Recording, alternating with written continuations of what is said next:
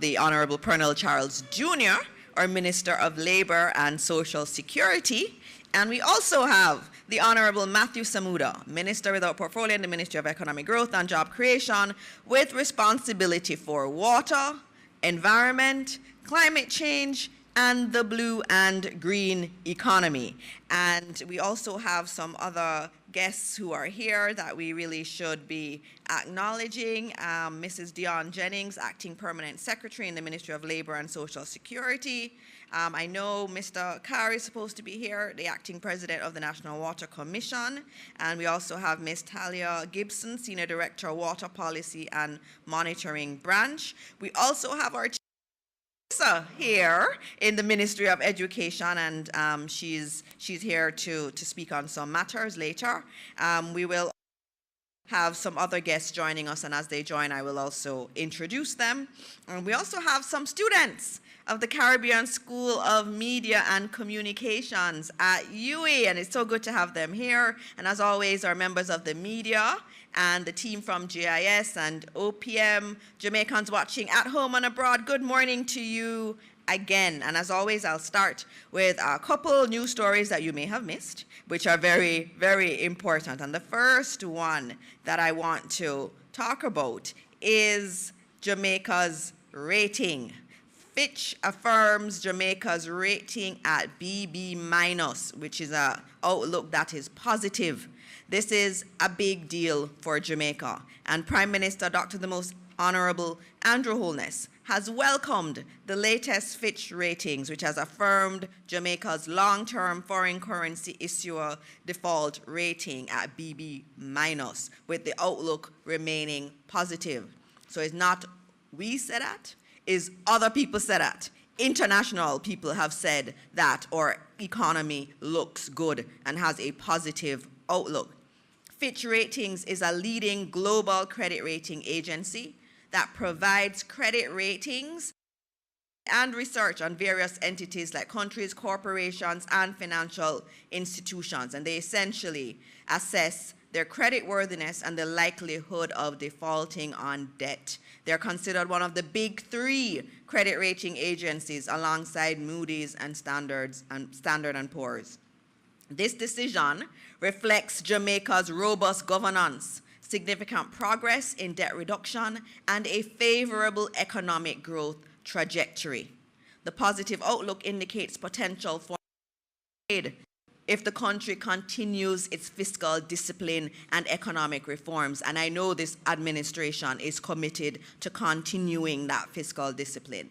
Fitch also highlighted Jamaica's resilience in managing external shocks, and two ministers that are here are big of that resilience we've seen in Jamaica. And so it's a day to celebrate. It's very important that we celebrate these things, because in the past, Jamaica would not be seen by any international credit rating agency as good and having a positive outlook. And so when we get this is important. And for those of you who don't know, this rating is higher than Barbados. It's a big, big deal for our country, and I hope we're all, as Jamaicans, we should celebrate what all of us have done. It's not just the administration, it's all of us collectively have done this. And so I started with that one, and then which help us to get on that trajectory of even increased growth.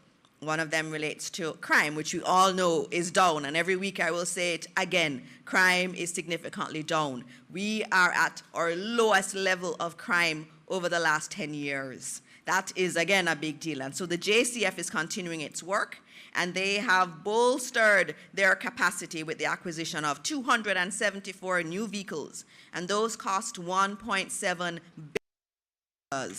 So another $1.7 billion investment in the capacity of our JCF.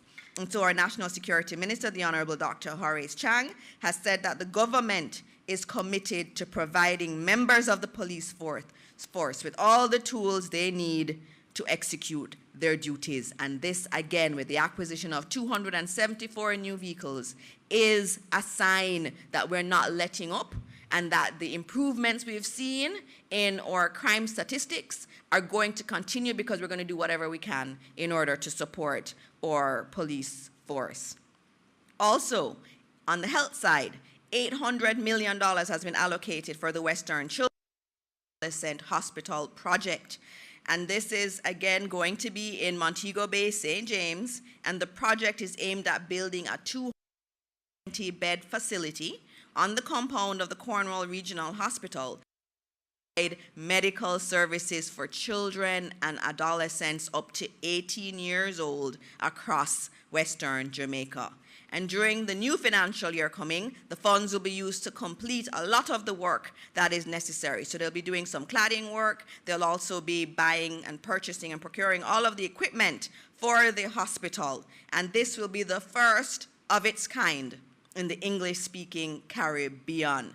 And a lot of work has already gone into it. The project started in 2016.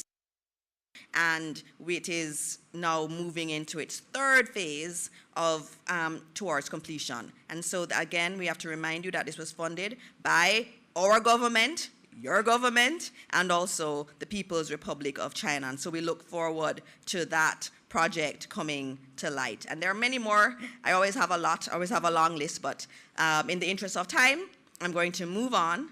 And I'm going to invite our first minister to come to the podium, and he is the Honorable Pernell Charles Jr., our Minister of Labor and Social Security. Please welcome him. Thank you so much, Minister. Good morning to you. Morning, Minister Samuda, Permanent Secretaries, CTDs, friends all, members of the media. A lot to discuss this morning. I will attempt to be concise so that we can get some questions in, particularly because, as you know, Minister, as we speak, we are setting up to start another in the series of regional labor talks, our road shows and job fairs, which we started in Montego Bay, went on to St. Ann, and today we are in Manchester. So we are supposed to be starting at 9:30, and the minister is supposed to speak at 10. I'll leave it there. Again, good morning to all.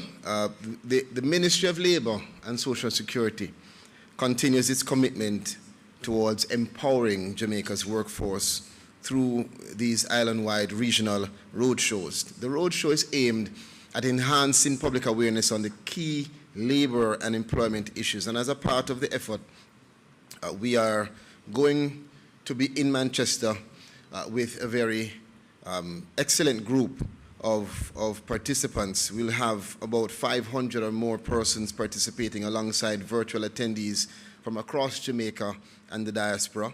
The theme is transforming Jamaica's workforce for greater resilience and sustainable development. And of course, it aligns 500 or more persons participating alongside virtual attendees from across.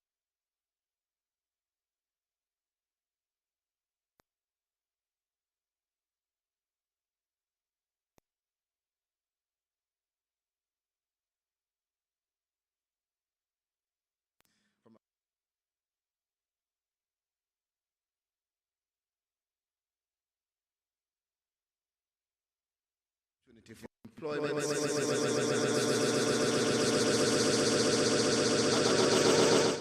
We will not just be providing information, but we'll be receiving and seeking information from participants. That information will form a part of our brief for the Second World Summit on Social Development in Qatar later on this year, where global leaders discuss strategies for poverty eradication, full and productive employment, and decent work for all, and social integration. It is very important, because in Jamaica, what we do is we listen to all stakeholders, employers, job seekers, other ministries and agencies, and we utilize that to form the comprehensive communication that we have at these international seminars. The key features of the roadshow will be a special focus on the labor market inclusion, which means that the ministry will be focusing on the diverse groups: youths, persons with disabilities, women, rural workers, second career job seekers, and seniors who are also fit for work. Additionally, pensioners and social protection beneficiaries will have direct access to critical information and services through the roadshow's one-stop show format. We will also be inviting and receiving our colleagues from the U.S. Embassy, who will join us to provide information on the adjustments as it relates to the U.S. seasonal employment program that we can expect based on adjustments to their immigration policies, and also to provide any clarity for Jamaicans exploring employment opportunities abroad. We're going to also highlight investment opportunities for the Jamaican diaspora who hope to come back home and to join and to contribute to national economic growth. In response also to our commitment to environmental sustainability, our roadshow also introduces the Just Transition Project, a very important project which we work with the ILO to integrate decent work principles into the national development policies.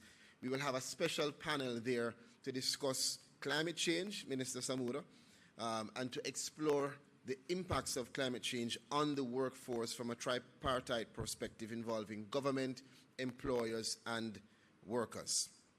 We will give updates on the newly launched Spiro project, the National Employment Policy, Jamaica's Decent Work Agenda, and we will also have an information session that will be critical, where the Jamaica Productivity Center will present on productivity and resilience for the future of work, exploring different sectors, global services, manufacturing, tourism, financial services, and we will also invite the Jamaica Business Development Corporation, JBDC, who will lead a session on how to start a business. So we discuss how your business can be productive, we discuss how you can start a business, and we offer guidance on accessing small business loans, business plans, capacity building, financial advice, and all of these insights to empower our entrepreneurs to navigate the evolving landscape successfully. Finally, the roadshow will see us having an amazing job fair, and it is a major highlight. We have the Electronic Labor Exchange Department that will host that job fair. We have over 20 employers confirmed, multiple industries, more than 200 job vacancies, on-the-spot interviews, and of course, persons will be leaving with jobs today. So it's an excellent chance and opportunity for job seekers to connect directly with employers and to secure employment. That's what I will say about the Labour Roadshow, Minister. If you don't mind, I'll just go straight through, because we have three issues. So with these roadshows, we are pushing to foster education, reskilling, and of course, moving towards full productivity. However, we know that we still have some gaps. And so the employment of non-Jamaicans in Jamaica is managed by the Ministry of Labour and Social Security. It's governed by the Foreign Nationals and Commonwealth Citizens Employment Act, 1964, as well as the Caribbean Community Free Movement of Skilled Persons Act, 1997. And in my ministry, we have the Work Permit Department, which is responsible particularly for the administration of the authorization to work for non-Jamaicans seeking employment in Jamaica. In an effort to improve the management of the application and processing of these types of services, the Ministry of Labour and Social Security has commenced work to replace the existing work permit system and to also improve business processes through the creation of a new web-based and mobile-friendly work permit management system. The system, which will be informed by labour market intelligence as well as training and certification needs, aims to close the skill gaps in the local economy. In so doing, the ministry is ensuring that work permits are granted to persons where there are no Jamaican counterparts or a shortage in the labour market. And we are currently now at the final stage of development of this new digitized system. Pre-user acceptance testing is ongoing and will conclude by the end of February, followed by the actual user acceptance testing to commence in March, and the unit is committed to playing its part in reaching the new system development as soon as possible. The efficiency program that we have put in place has been in place now for over a year. And during that time, we can confirm that there have been several positive changes, including improved application processing times due to the addition of staff. However, despite all of that, we do recognize that further improvements can enhance efficiency, reduce processing times even further and backlog, reduce the errors in the process, improve payment processes, particularly for the online payments, to ensure that the client-facing experience is user-friendly for both employers and for foreign nationals. Consequently, and further to our examination, and as part of our commitment to modernizing Jamaica's labor market framework and to ensure we have a more efficient and transparent and responsive system, the Ministry of Labor and Social Security will be further enhancing our efficiency program by introducing Operation Streamline. Operation Streamline is a bold and strategic initiative aimed at improving the work permit system in Jamaica even further.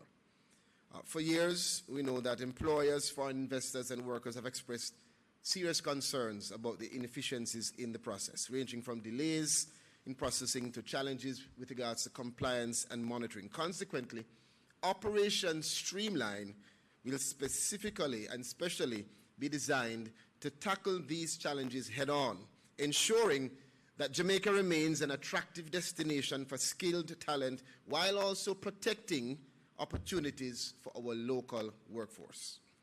The key objectives will be, of course, to continue the digital transformation and to ensure faster processing time. And we are, as I said before, implementing a fully digitized application system to reduce paperwork and to improve turnaround time and accuracy. We will also have a strengthened oversight and compliance. We have developed and put in place a work permit oversight committee established to ensure fairness, transparency, and accountability in approvals. Employers must, however, know that you will have to demonstrate a clear need for hiring foreign workers while prioritizing skill transfer to Jamaicans. That means that going forward, this oversight committee will be even more granular in ensuring conditionalities attached to particular skills that are coming into the country to ensure that where we have those gaps, it is transferred in terms of skills to a Jamaican for the future work. We'll also have enhanced accessibility and customer support, and therefore we will have a dedicated work permit help desk to be introduced to provide real-time assistance and guidance, and we look forward to the new online tracking tools also that will also help applicants to monitor the progress, and that should come with the digitized system. And we will also have an email that will be provided for applicants or the companies to reach out to us if it is that you have any work permits that you believe are inordinately in delay, or if there are work permits past the 8-week period. And that email is workpermit@mlss.gov.jm.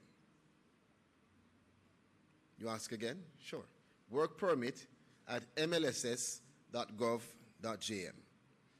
Of course, work permits will be granted in alignment with the national development priorities and skills shortages identified in key sectors. We're going to have a stronger linkage between the labor market information system and the work permit approvals.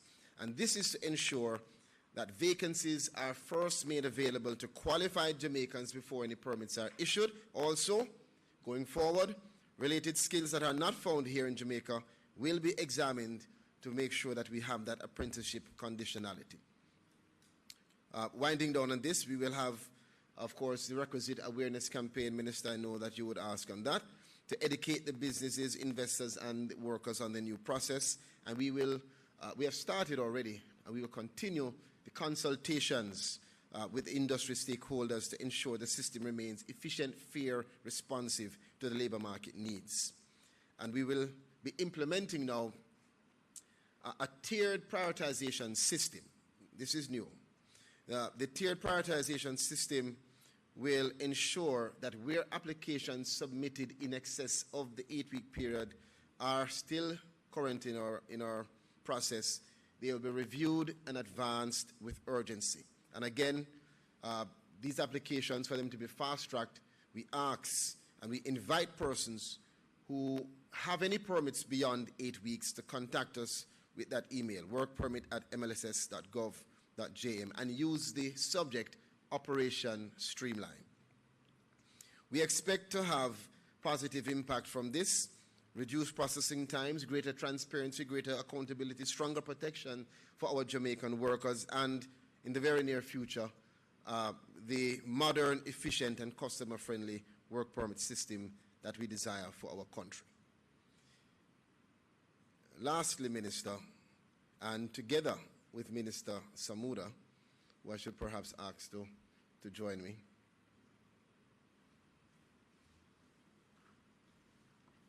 so we've dealt with the labor roadshow, we've addressed work permit issues, and now moving on to persons with disabilities. The government of Jamaica remains committed to ensuring that every citizen, and especially our most vulnerable groups, are provided with the access to essential services that promote their well-being and dignity. You know that on the 14th of February, we acknowledged the anniversary, the third anniversary of our Disabilities Act.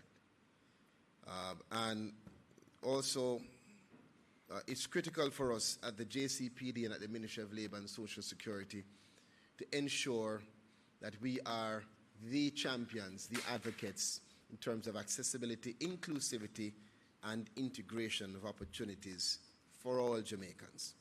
We expressed in Parliament then the I Am Able initiative, an initiative that will form our new national public awareness campaign. Today, we are pleased, together with Minister Samuda and the Ministry of Economic Growth and Job Creation, to state that following the announcement of the NWC's amnesty program in November of last year, we recognize the need for a specific accommodation for persons with disabilities under this initiative. And I want to specifically thank Minister Samuda, who has been instrumental in raising that issue as a critical one. The Jamaica Council for Persons with Disabilities, our JCPD, has a database currently of an estimate of almost 50,000 individuals, and there perhaps many more. But we only have full registration of just over 17,000 persons as persons with disabilities as members of the JCPD. This needs to be increased and improved. Of that amount, we have almost 13,000, 12,925 to be exact, that are over 18, and that could benefit from the amnesty that was announced by the Minister in November. Our objective then is to establish a special criterion within the National Water Commission's Water Amnesty Program to provide relief to persons with disabilities or their verified caregivers, thereby ensuring that they can benefit fully from this amnesty. I think that deserves a clap. This is excellent. This is excellent.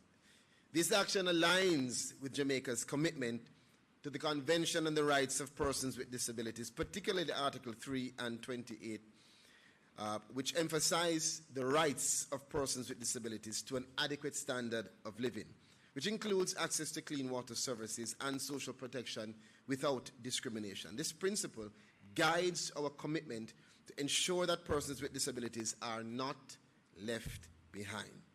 The amnesty would also provide relief for the caregivers, as I said, which is very important.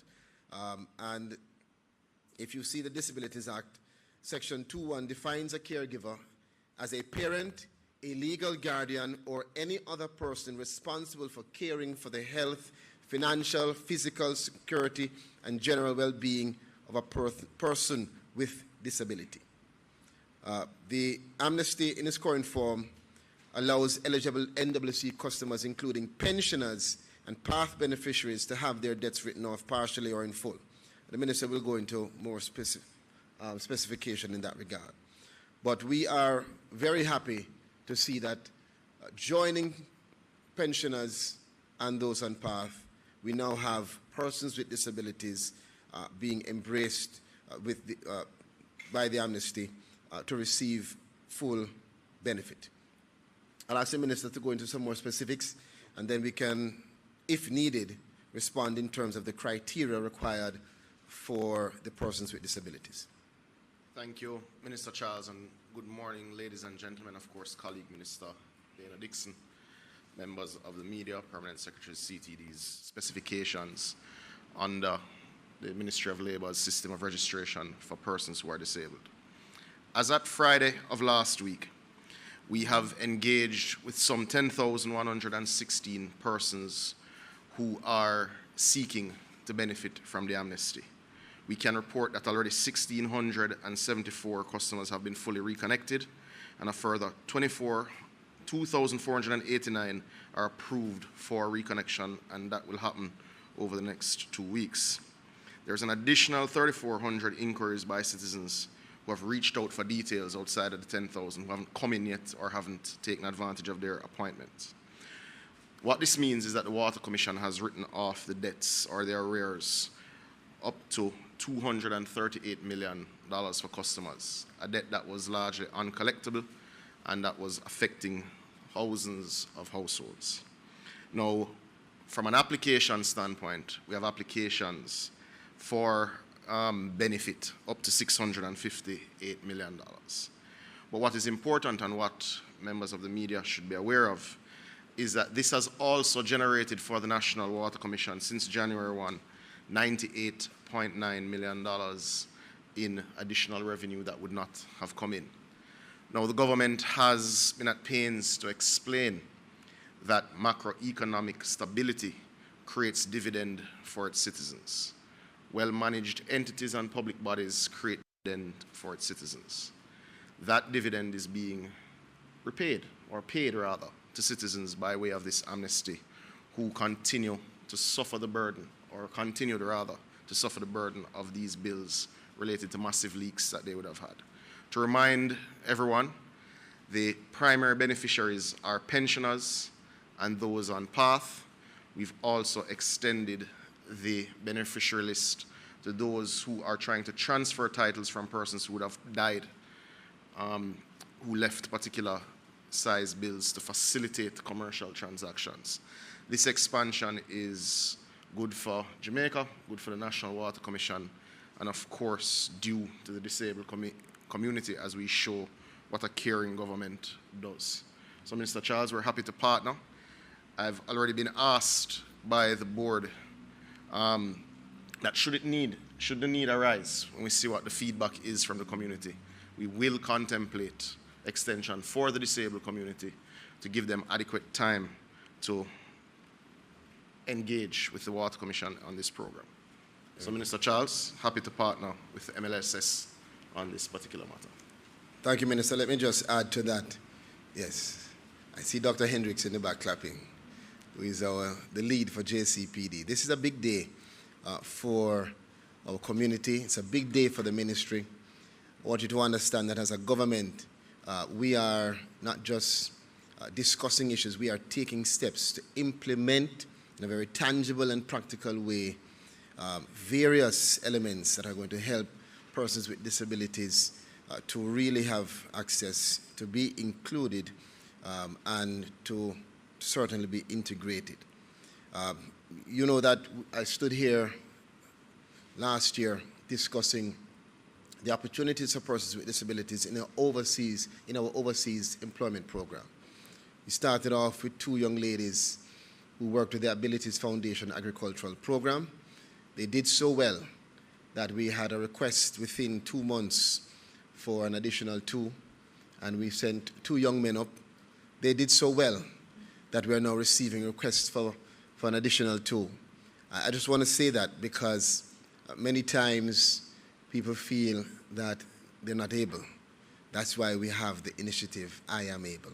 It is not just for persons with disabilities, it's for all Jamaicans to know that we are able. Finally, as a matter of eligibility verification, we will ask that for persons with disabilities to access the amnesty, that they be registered with the JCPD. The JCPD has a process which allows for us, with our partners, to ensure the disability status. And so we will work out with the JCPD and the ministry that expedited registration process, or perhaps the start of the registration, to be one of the elements required in terms of verification for access to the amnesty program.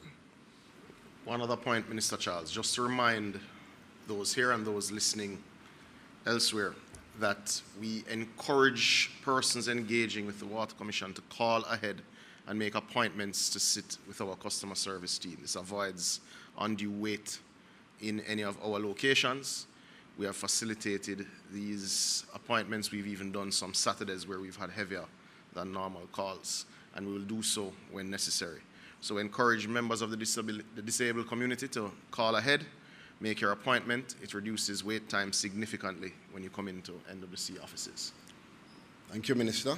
So do you want to take your questions now and then I go into my subjects after? Yes. Okay. Even though all the media who are here should be in Manchester anyway, I'm not sure when I leave how you're going to stay here. That's quick. All right, this morning we have lovely Rasheen Nangle, who is going to be taking us through the Q&A section for Minister Charles, and then we'll have Minister Samuda, and then we'll take some other questions. Is there anyone?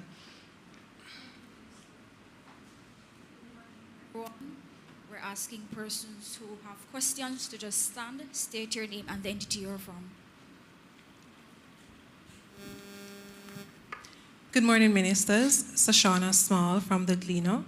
Minister Charles, in light of the Auditor General's report that on the social assistance programs in the government, specifically as it relates to your ministry, what steps have been taken or are being taken as it relates to address these issues, especially on the disbursement of over $700 million in 7 years without the eligibility criteria? You said without the established eligibility criteria? Without established eligibility criteria. So the report detailed how these monies were dispersed over a number of years, and we didn't have like the required amount of transparency. So I'm asking you, what steps have been taken or are being taken now to address these issues that were highlighted in the report? Very, very good question, and thank you for that.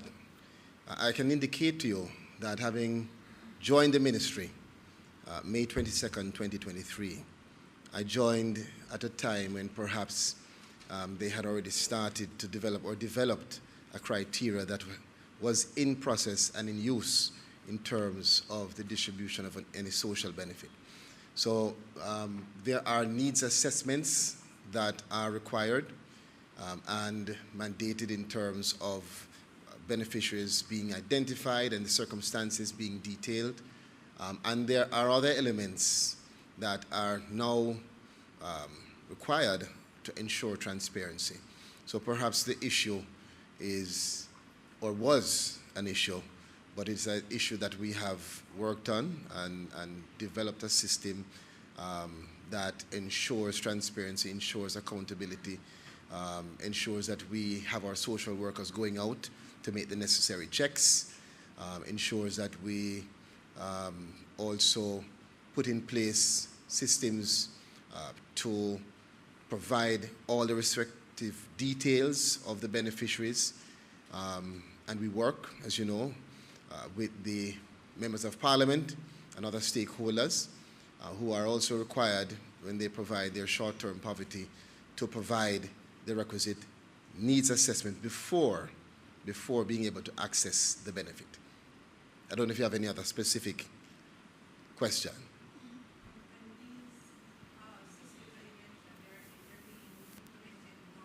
They are in process right now. All right. Yeah. Morning, Minister. Mahiri Morning. Stewart from Nationwide News here. I do understand that the Labour Ministry did meet with the AGMC, and you said that came to a resolution. Can you just go over what was discussed in the meeting, how the Ministry and the AGMC came to a positive conclusion, and how prepared is the Ministry to take on other matters in the future that may arise regarding not just the compensation review, but labour problems in general? Again, excellent question. No, I can't discuss the details, but I can indicate to you that the ministry, this is what we do on a daily basis. A lot of what we do you don't hear, and that's our goal. We are that quiet giant. We don't require the publicity of our efforts.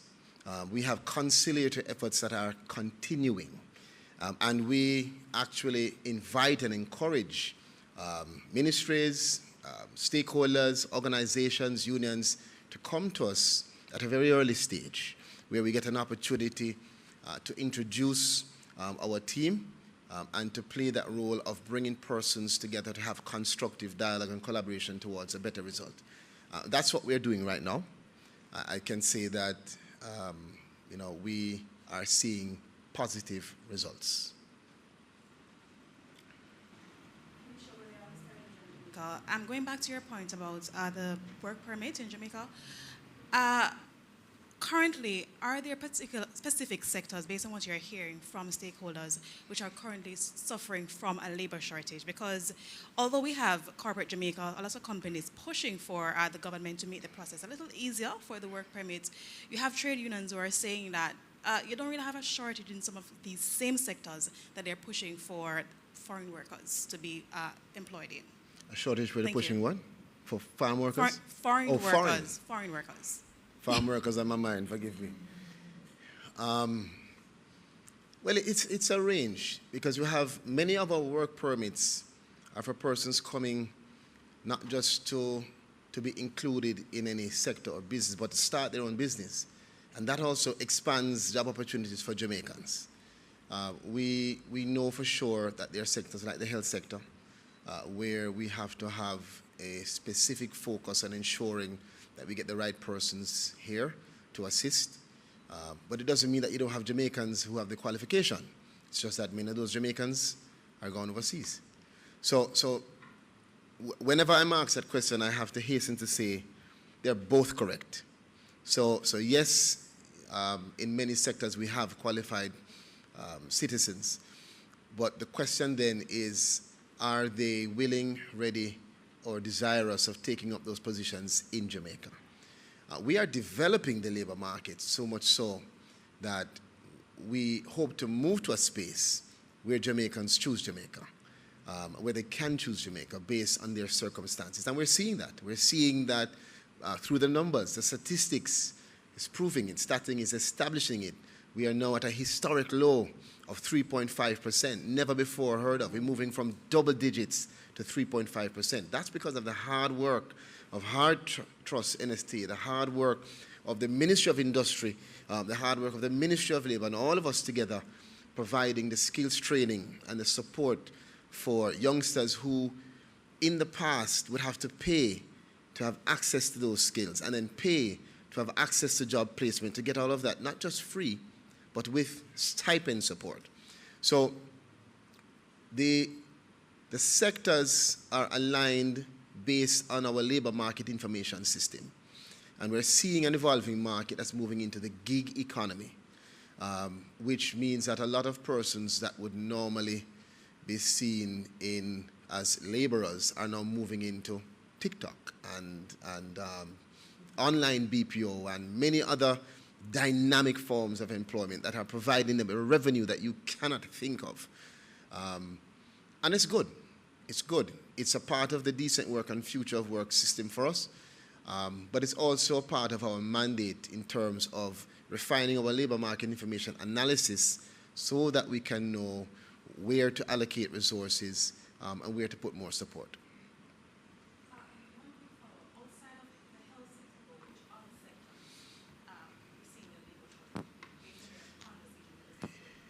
You see, I don't want to say labor shortage. but we are looking on sectors such as the manufacturing sectors. We're looking on sectors where even agriculture, where despite having many persons here who are quite qualified, you still hear many farmers and persons who are investors saying that they're having difficulty. And we are actually finalizing our assessment now. What I would do, Minister, with your leave, is get back to you with a fulsome listing of all the sectors with details, percentages, to give you some specifics in terms of the percentages and the different sectors. All right. Thank you. I want to move on to, you have one more? Okay, this will be the last one, and please use the microphone. Yes, you have Hi, it. good morning, everyone. Trisha Gay Kelly from CVM. Minister, you recently commented on a report, an international report that suggested that the Canadian Farm Work Program, on that program, the workers weren't being treated fairly, and you said the report was not entirely accurate. Could you comment if there's any update on that report, as well as any update regarding the program itself? That's a very loaded question. I don't recall a report that said that the Canadian farm workers are not being treated properly. You're talking about the Amnesty International report? Okay, the Amnesty International report was not specific to Jamaica. The Amnesty International report was a report about temporary foreign workers, of which there are hundreds of thousands. Jamaica has 9,000 workers in Canada. We are in the agricultural sector, which is actually one of the sectors which the policies in Canada was not shifting or impacting. Needless to say, over the last 2 years, we have been consistent in our effort to ensure that the environment in which our workers are placed is at a high standard and at a standard acceptable to Jamaica.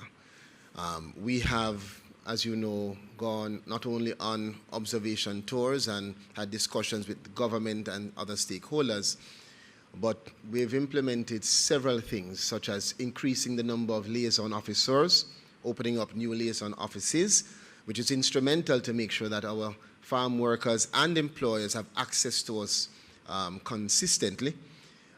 We have implemented the inclusivity and the no one left behind policy here in our recruitment, which has allowed us to start something for the first time, which means that when someone receives a farm work opportunity, comes to us, is interviewed, if they don't get through, they're not just sent back home.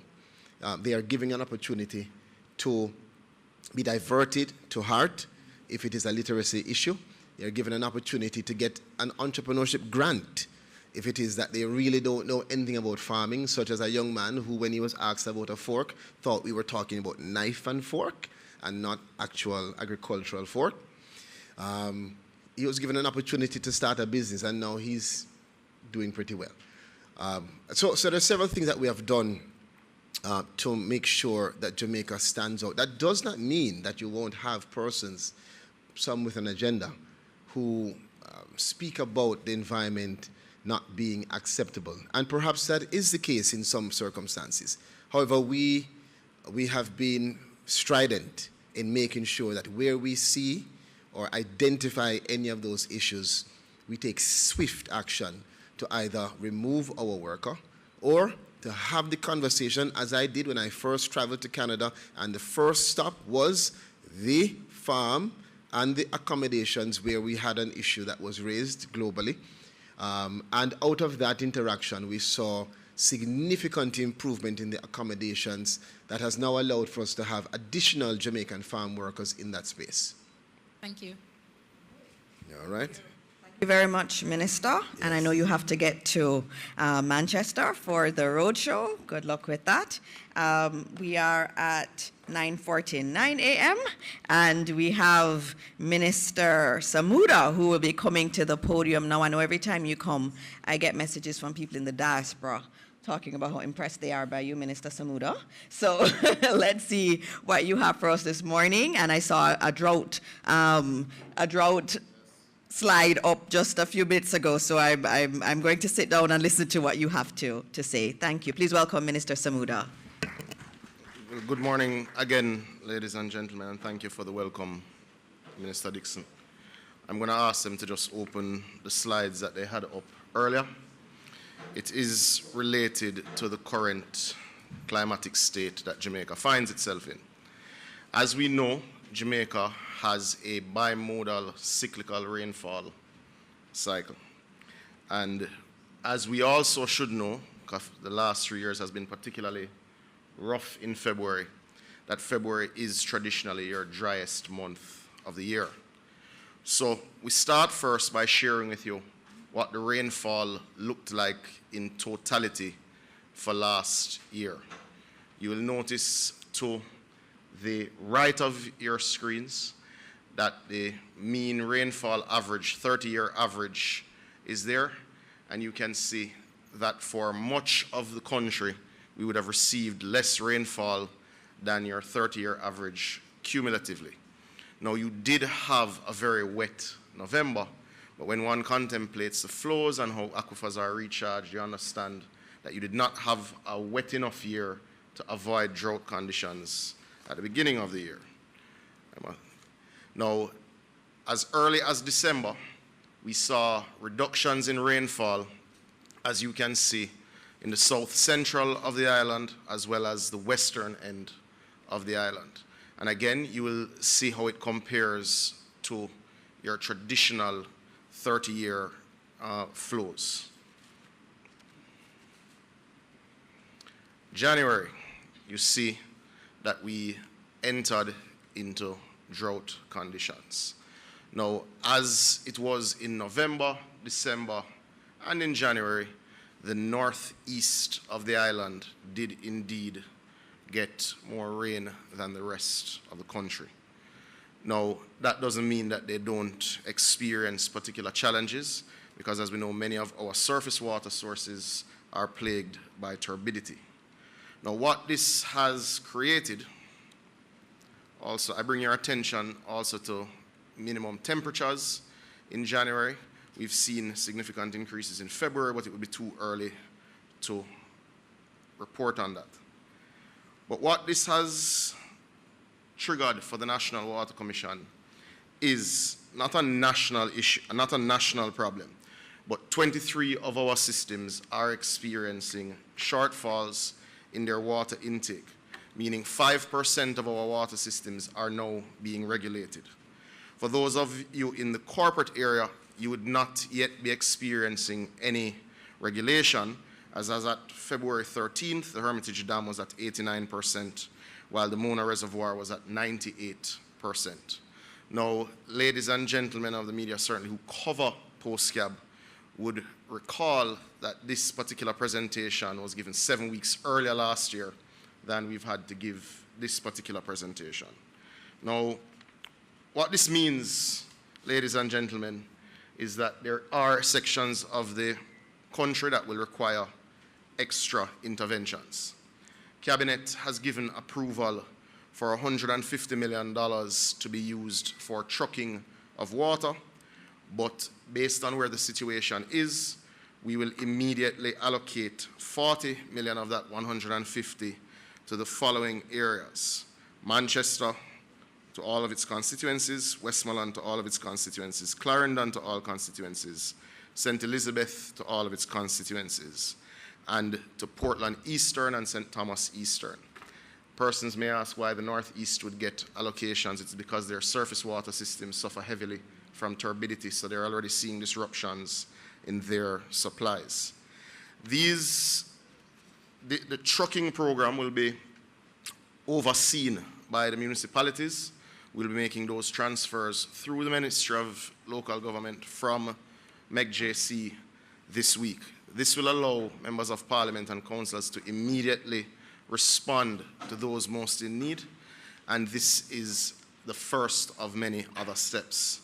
You should also note, because it has been reported in the media, that the government intends within days, actually this weekend, to commence its distribution of 10,000 water tanks as announced by the Prime Minister in his last budget. What that will allow, in essence, is 150 recipients per constituency to receive tanks. This is a major intervention in the tertiary storage level. We get the comments every single year around drought about what the investment program is and how you're reducing the impact of that of drought annually. And I'll give you a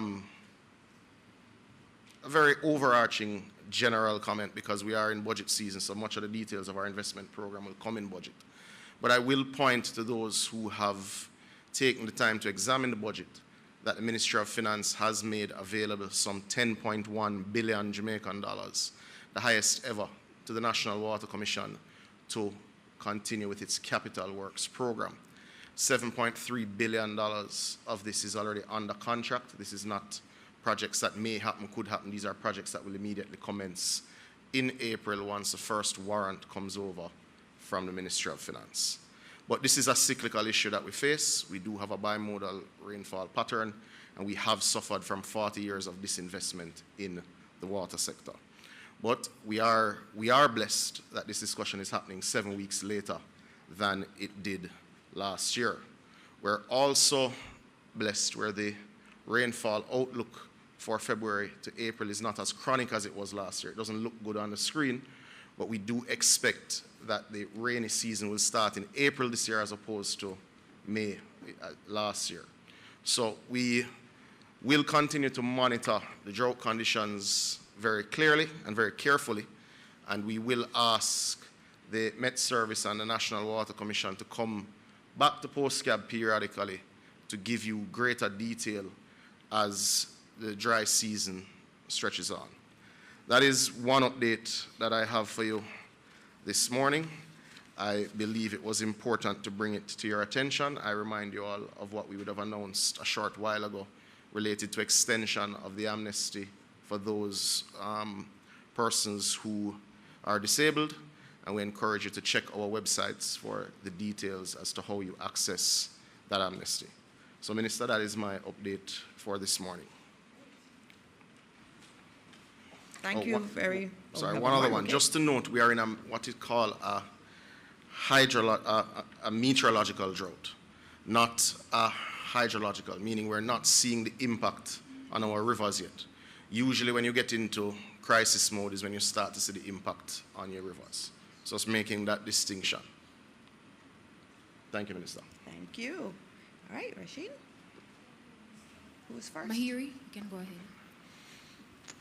Morning, Minister Mahiri from Nationwide here. I did note that when Minister Morris Dixon was making the introduction earlier, she described Kevin Carr as the acting president of the NWC.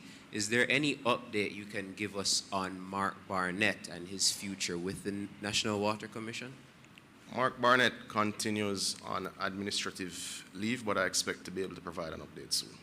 All right, wonderful. And yesterday, Prime Minister Andrew Holness was giving a speech at the launch of Infinity Cooperative Credit Union, and he was making the note that there are certain developments in Jamaica that can't necessarily happen at the snap of a finger, and he mentioned water as one of them. In terms of bringing water to places that have never had it before in the country, is there anywhere right now that the ministry, has earmarked as a place that's going to be next on the list of getting water soon? I think you're asking me to go ahead of the Prime Minister's budget speech for March 20th. But I would make the point that 4 years ago, the National Water Commission served 75% of the country. It now serves 78% of households. The stretch between 78 and 90% are served by either private or municipal sources, and there's 10% of citizens who are outside the utility footprint, the known utility footprint, who either do rainwater harvesting or purchase from sources that we're unaware of. The Water Commission's capital program has improved service to over 150,000 Jamaicans over the last 4 years. The capital program will see between 38 and 50,000 persons additionally benefiting this year. Last question. Where is Northeast St. Anne as it regards the Spark and REACH programs? We have used our allocations from the REACH program in terms of the first work order. The second work order is set to commence, I would imagine, in a week or two, because I know the procurement is complete. As it relates to the Spark program, we are hopeful to be listed in the next work order. Our approved roads are on the Spark website, and these roads were chosen by citizens who would have attended our consultation exercises. Minister, Trisha Gay. Good morning again. Trisha Gay Kelly from CVM. Minister, last year, Western Jamaica suffered dearly in the dry period. Is there any special initiative for that area or any given area that may suffer this year, or will everyone benefit from a general initiative? Well, you've heard the benefits that they will receive initially from the general initiative, which is our tank program, as well as our trucking program. But the issue in Western Jamaica is like other parts of the country. You have disinvestment for over 40 years. The government would have announced its Western Water Resilience Program, which will target 34 billion Jamaican dollars over the next few years into infrastructure upgrades, primarily changing 67 kilometers of pipeline from the Martha Bray treatment plant into St. James, and from the Great River treatment plant into the western end of Negril. But you would also note that last year, significant work was done on NRW, which is non-revenue water leaking pipes in Western Jamaica, to reduce the impact that that was having on their water supply.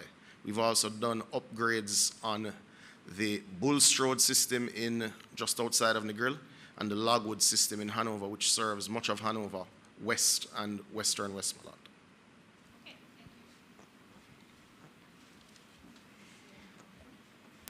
Hi, good morning, Minister. Zara Burton with 18 Degrees North.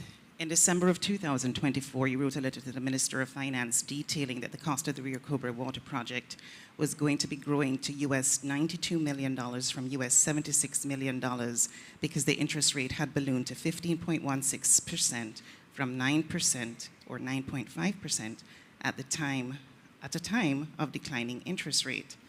One water sector economist questioned why there was no competitive bidding, that the price would have been maybe far less.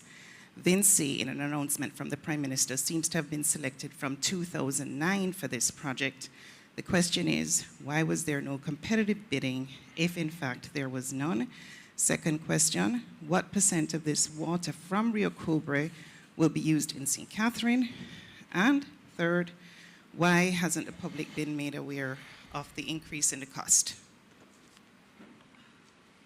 Well, firstly, the public should be aware that this project does not reflect government debt, meaning there's no liability to the government or to the people of Jamaica.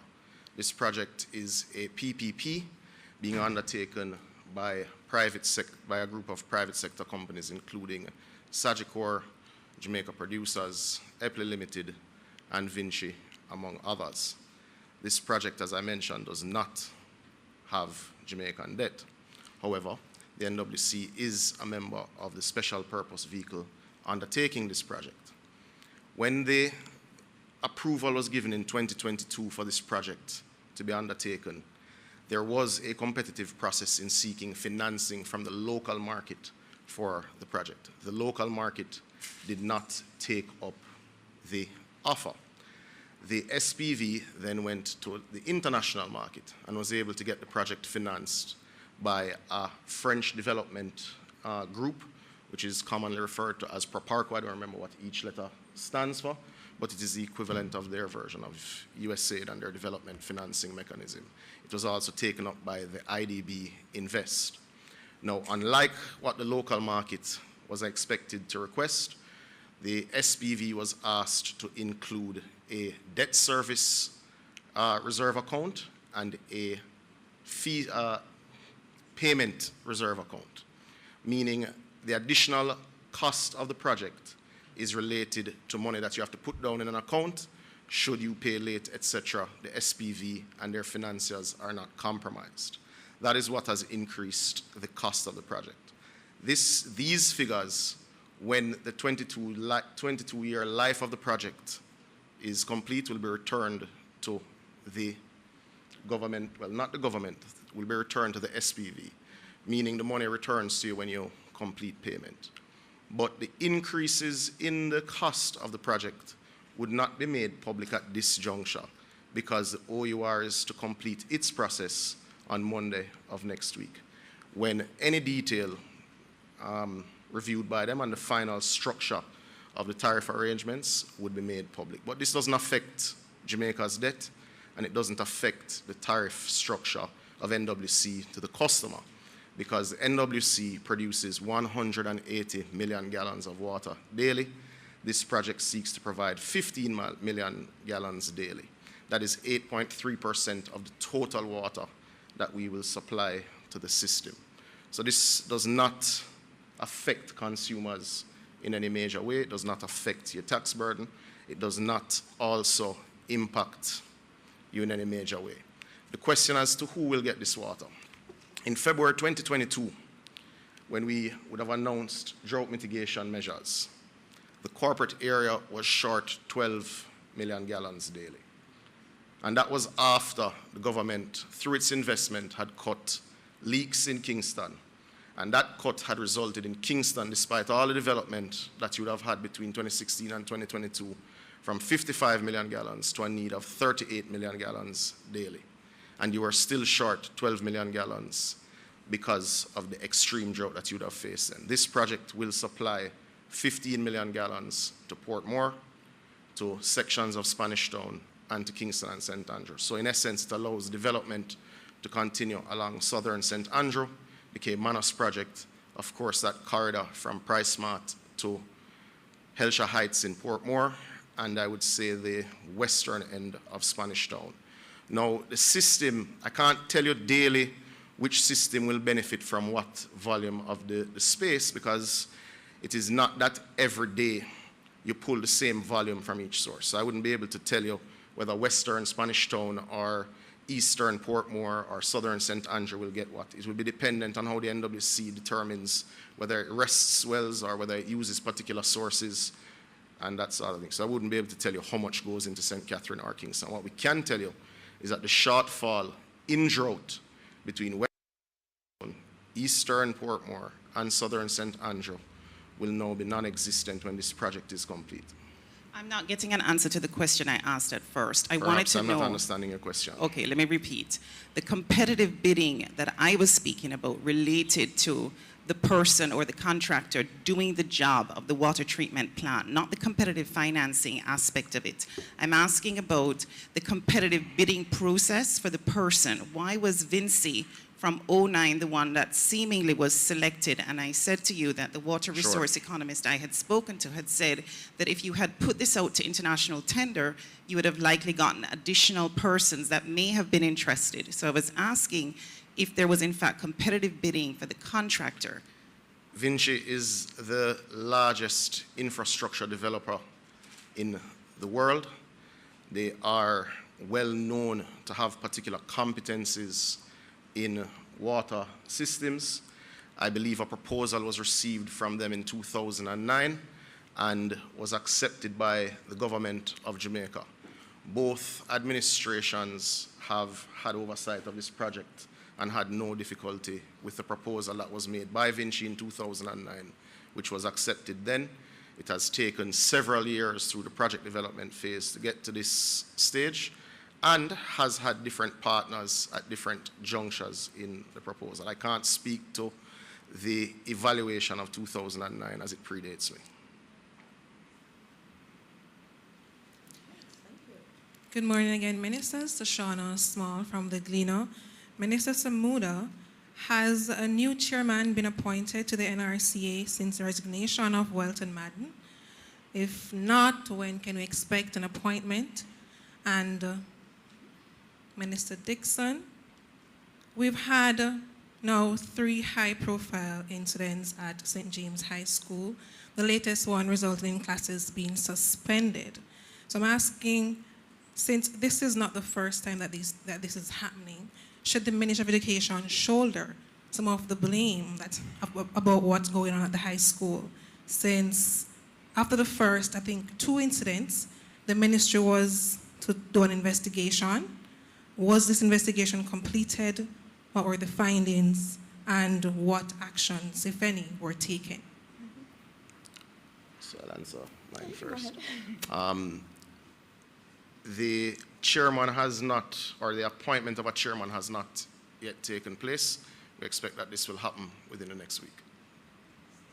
Within the next week. All right. I'm going to ask Miss.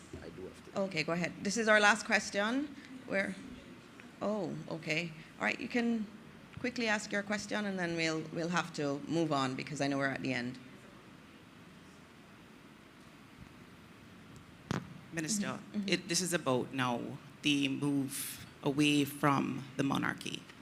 Just curious, do you have a sense of an answer? Forgive me if I'm incorrect on this. I didn't see where the government responded to the opposition regarding the concern about how the president would be elected.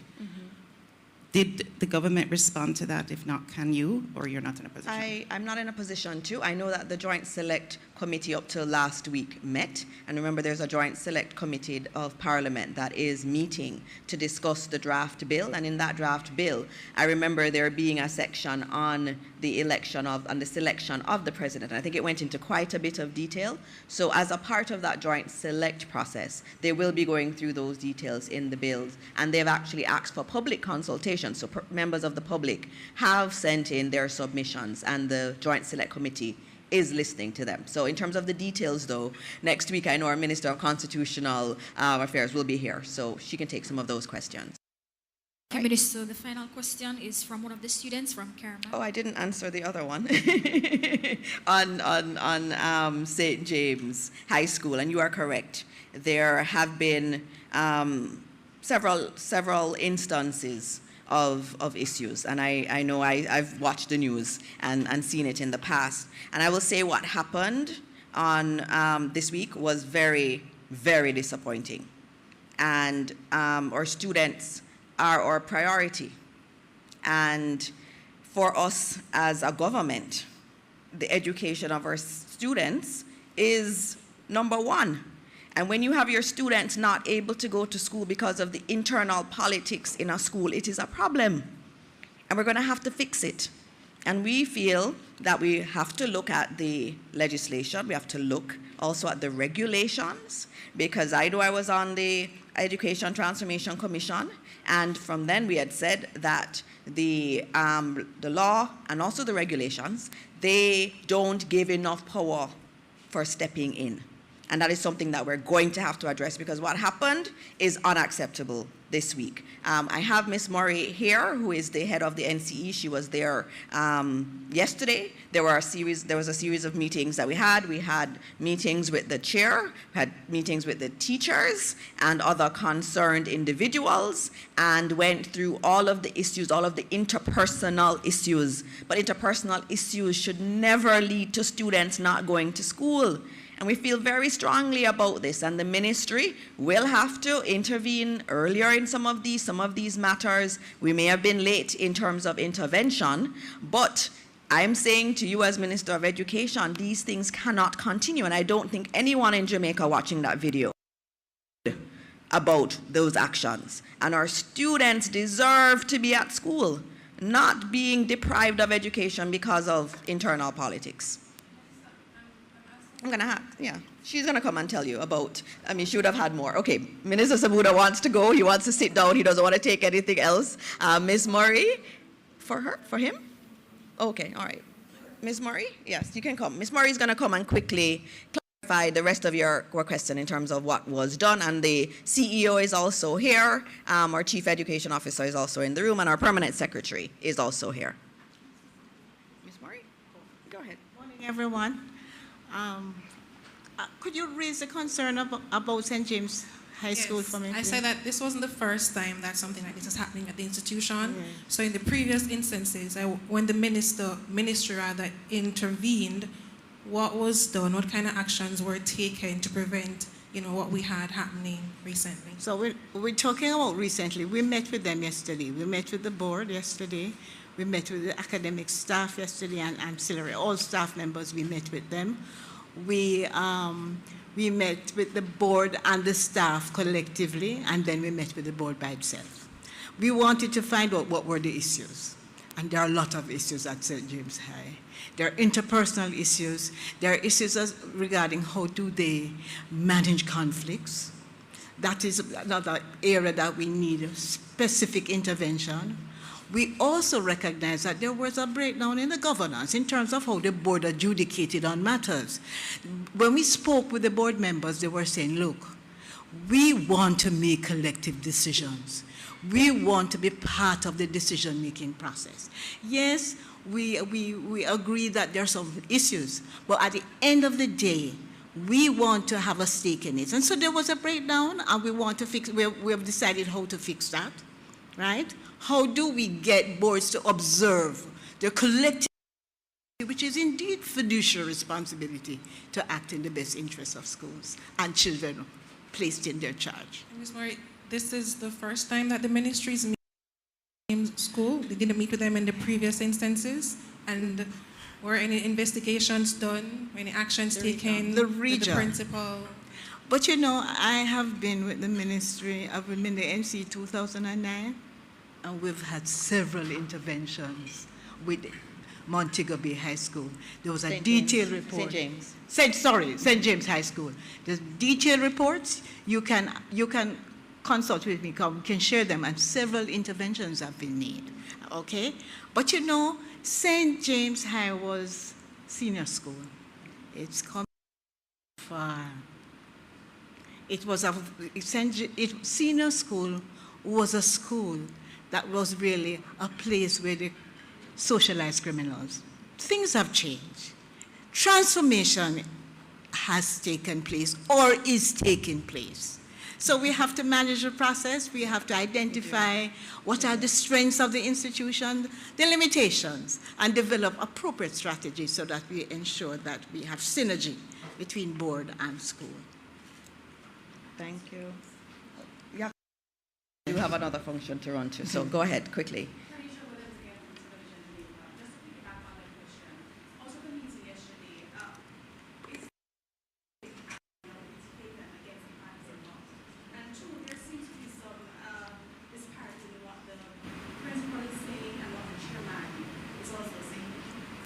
All right. I heard you, so I will. Yeah. That's it? Okay. Is Mr. McCurdy the chairman of the board? And two, Mr. Morris-Dixon, why is the government, there seems to be a reluctance in terms of releasing the SSL authority report. Can you say why? You hear the opposition saying sections of it have been leaked. Can you say why there is a seeming reluctance to make it public? Yeah. Okay. All right. On the SSL matter, I don't know of a seeming reluctance. I will ask the Minister of Finance to speak on that. She will also be here next week in terms of the SSL matter. In terms of the school and St. James High and your question about moving forward, I haven't even gotten a chance to read the report. They got back in at 11 p.m. last night. They were working through the interpersonal challenges, and you know, in Jamaica we have interpersonal challenges across the board. It's unfortunate when it seeps into the leadership of our schools, but we're going to have to deal with it, and we are dealing with it strongly and frontally, and we're even looking at our regulations to look at how we can change those to ensure that if there are any issues in a school, that there is more latitude for us to act. I heard someone on the radio yesterday saying that I was impotent to act, meaning that the law doesn't give me much leeway in terms of stepping in schools. And I think it is something as Jamaica we have to look at, because these issues, it's not just this school. You know, there are many schools, and there will be issues that will come up over time, and we want to ensure that our children are never deprived of their education in situations like this. But once I get the report, I'll talk to you some more. I think Minister summed it up nicely, but we just want to extend appreciation to the board of management that has held the situation in check, and the region as well, the regional director and the team. And we want to just ensure them and assure them that we stand ready to support them.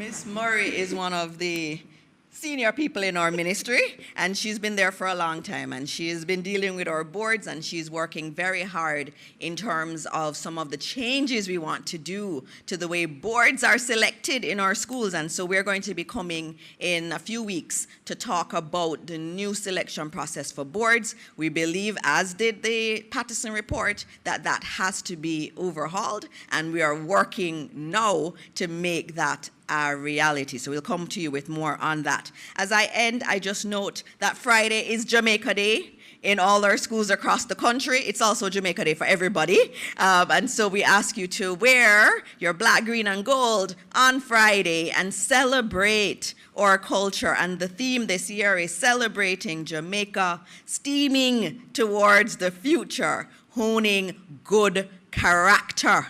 That issue of character is very important, and it's something that we're focused on in the Ministry of Education. And so this brings us to the end of our post-cabinet press briefing for today. We will see you again next time. Next week will be a special one. We're going to be doing it on Tuesday because Wednesday is Ash Wednesday. There'll be several ministers who will be here next week, Tuesday. And as always, I say to you here, to you online, you and God bless Jamaica, land we love. Thank you.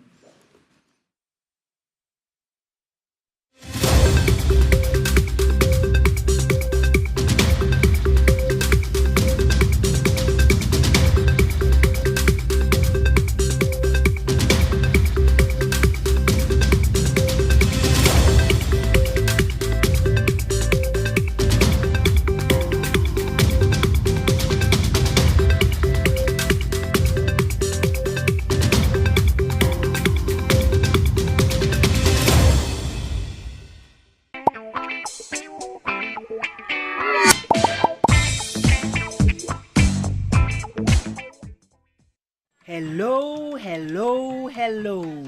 Hello, one and all, short and tall, big and small. I'm so honored that you are choosing to spend time with Amina. Spend time with Amina. Saturdays at 2 p.m. inside the Children's Corner, right here on PBCJ.